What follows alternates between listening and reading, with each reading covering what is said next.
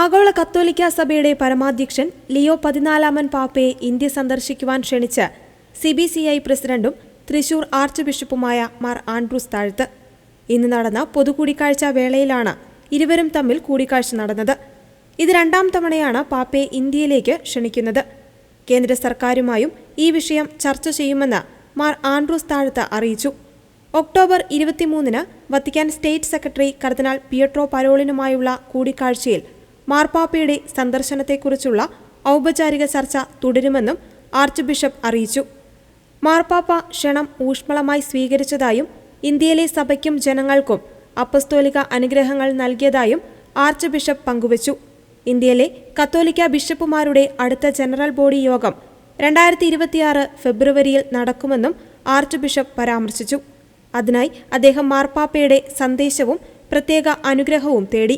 Leo 14 പാപ്പ Augustinian സഭയിൽ ശുശ്രൂഷ ചെയ്യുന്നതിനിടയിൽ 2004-ലും 2006-ലും ഇന്ത്യയിൽ 2 തവണ സന്ദർശനം നടത്തിയിരുന്നു. ഈ ആഴമായ ബന്ധം മുൻനിർത്തി പുതിയ മാർപ്പാപ്പയുടെ അപ്പസ്തോലിക സന്ദർശനത്തിനായി ഇന്ത്യൻ സഭ വലിയ പ്രതീക്ഷയോടെയാണ് കാത്തിരിക്കുന്നത്.